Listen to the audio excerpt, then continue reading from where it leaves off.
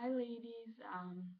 Don't mind the way I look. I haven't gotten ready for the day yet. I will in a little bit, so I go pick up my son. But I haven't done a vlog, pregnancy vlog, for like 3 weeks now. I think my last one was week 7.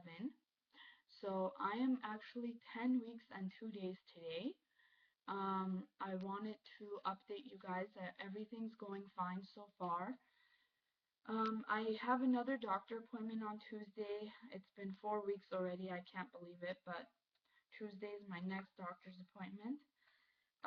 Some of the symptoms I felt in weeks 8, 9, and 10 um, were cravings. I have some really like major cravings. I want like something sour with salt, and then I want something sweet, and then it's just such a mixture of all kinds of different things. Um,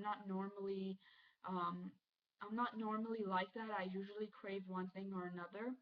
In the beginning of the pregnancy, I was wanting a lot of spicy foods, but now I can't eat it. The thought of it actually makes me sick. But that's another thing. I've been having a lot of nausea. I just like every time I eat, it's this horrible feeling that I'm gonna throw up.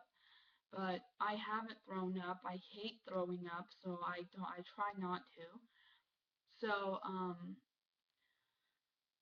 yeah, I've had a lot of nausea, and it's every time after I eat, I get it really bad, and then right before, like, the only time I'm not super nauseous is when I'm actually in the process of eating.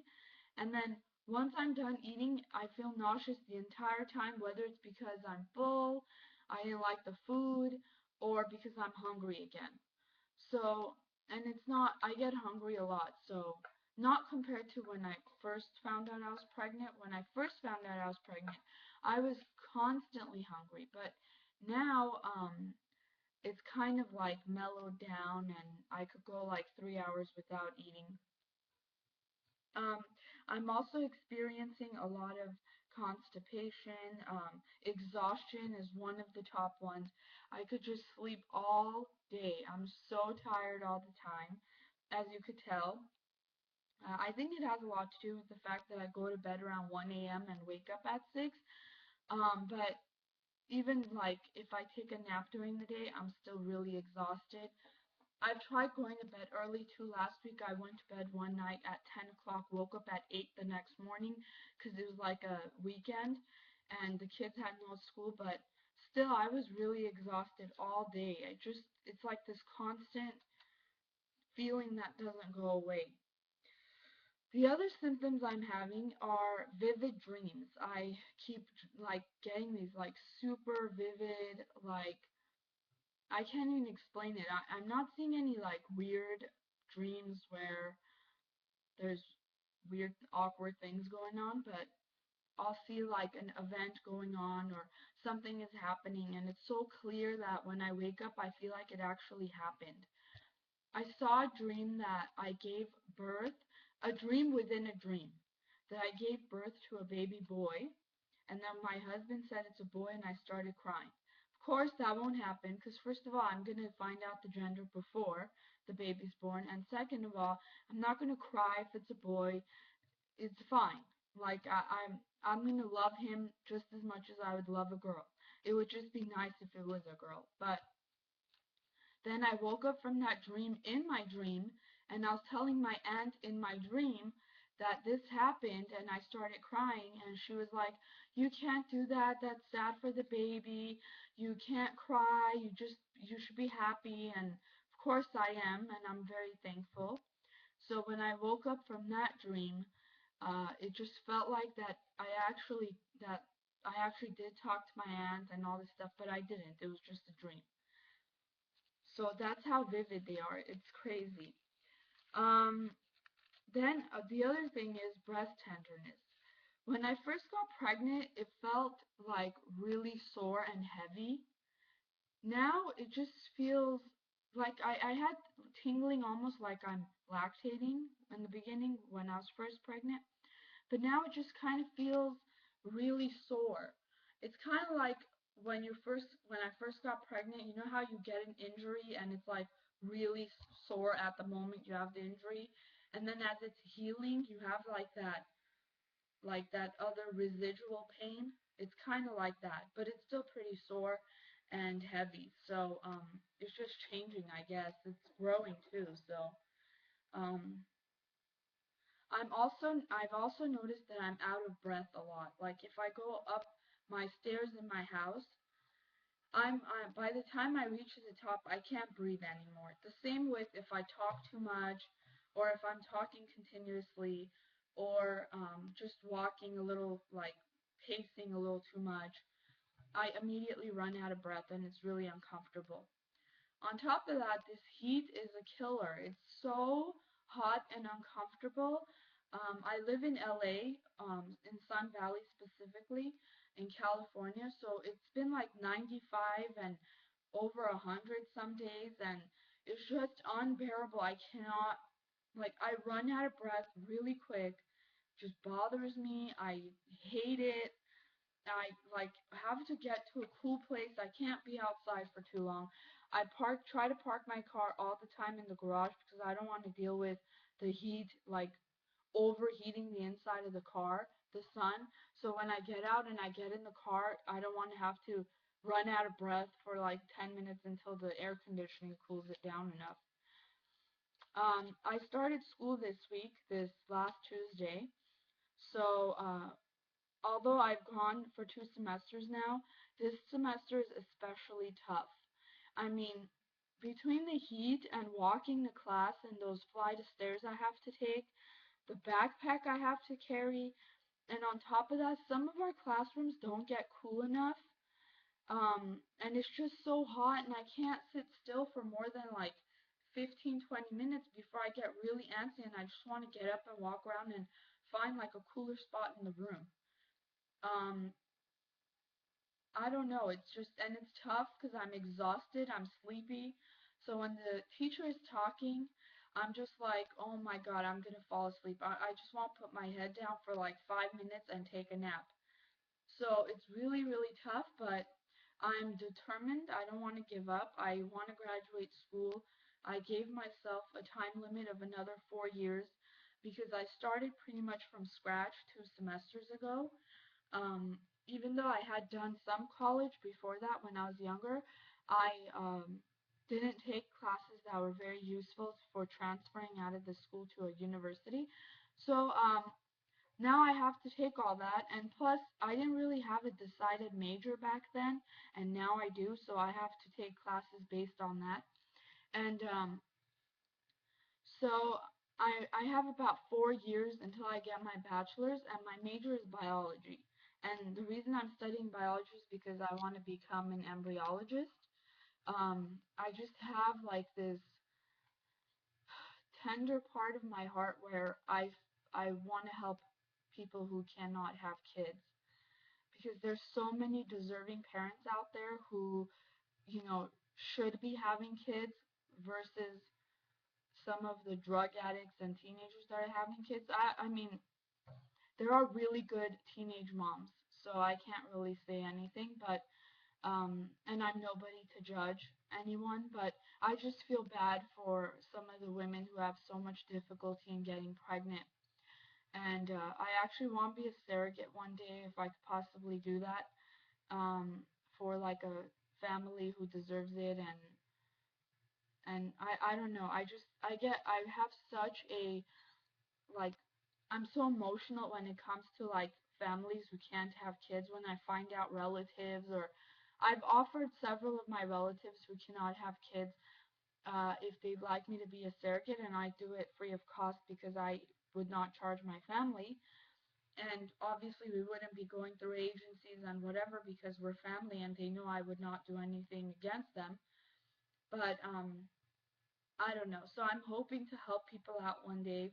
I'm hoping to see. I mean, I would love to get my PhD in it, in biology and human embryology, to see if I could possibly come up with better ways or higher the chances of like a IVF being successful and things like that, or if there's any kind of research I could do to, um, you know, better like fertility in general. I would love to do that, but I don't know. Anyway, so that was a little off topic from my pregnancy vlog.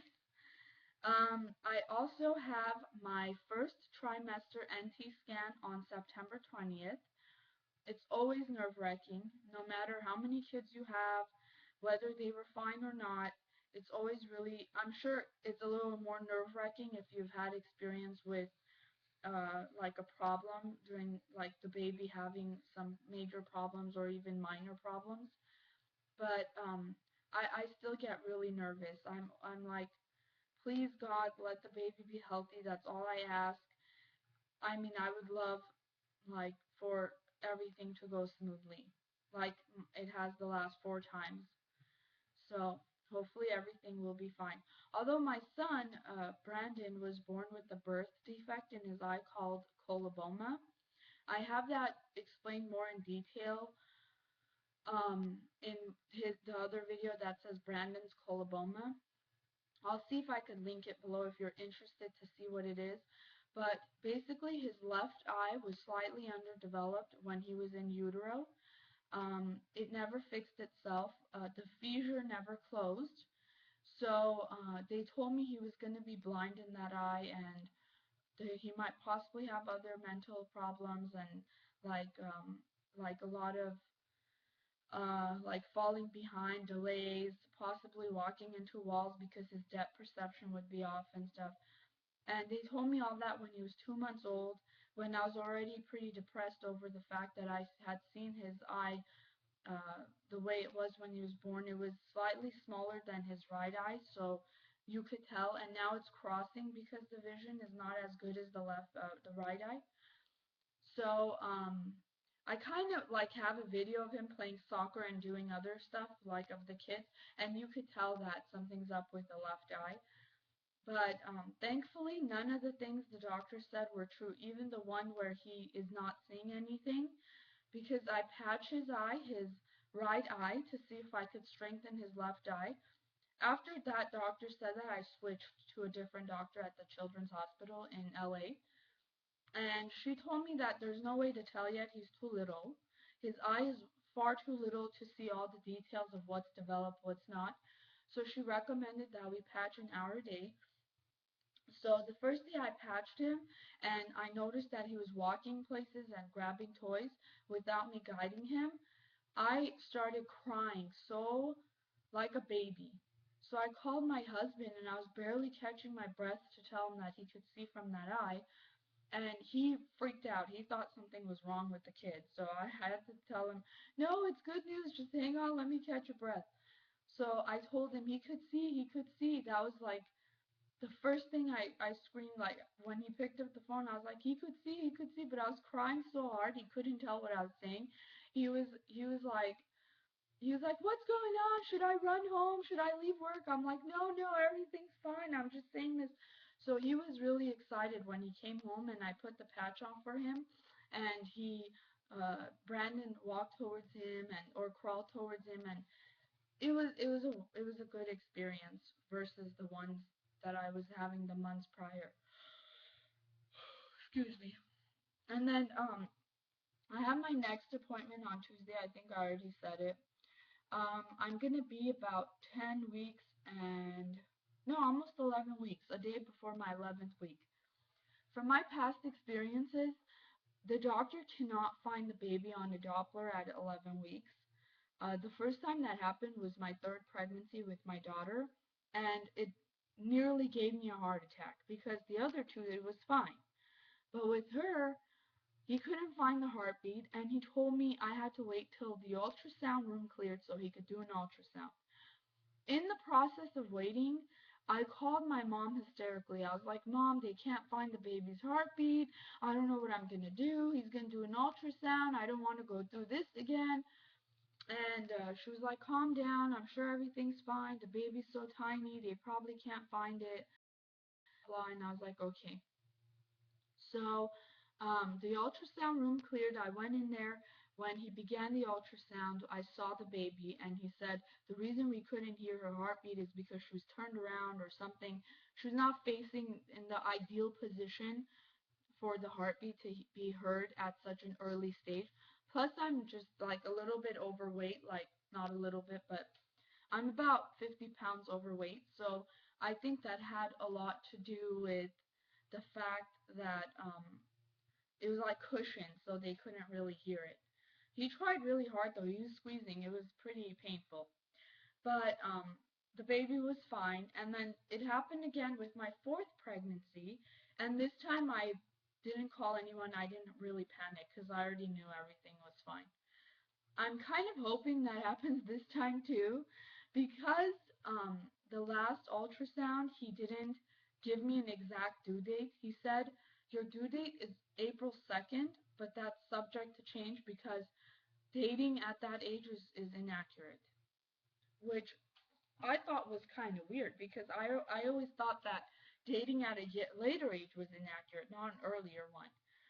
But he said yeah, he said it's subject to change. So I'm hoping that it happens again just so I can get another ultrasound and get a more clear idea of when the baby is due. Now, if that doesn't happen, although I'm kind of scared and I want to bite my tongue saying that because I know I'm going to have a mini heart attack while I wait to get the ultrasound. But even if that doesn't happen, 2 weeks from today is my NT scan. So I'll get to see the baby and they'll measure at that time and I'll get like a clear idea of when the baby's due at that time. Even though, due dates are just estimates, doesn't necessarily mean anything. But yeah, there you go. I'm running out of breath now.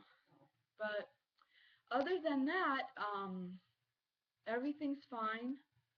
Everything's going good. I still have nausea. It's diminishing slightly, but it's still there. I still have my cravings. Not as strong as it was in the beginning. And although I'd like to panic a little or am panicking a little because you always wonder why are my symptoms clearing up? I'm only 10 weeks, 10 and a half close to or whatever. It's still like somewhere like especially with the loss, you always wonder did I lose the baby and not know? And my first loss was a miscarriage. So I thought I was pregnant when I went into the doctor at 10 weeks and I was measuring 6 weeks and there was nothing. And I have that video too, my miscarriage story, if you'd like to go see it. But yeah, so that's about what's going on. Today's Friday. I don't have any school today.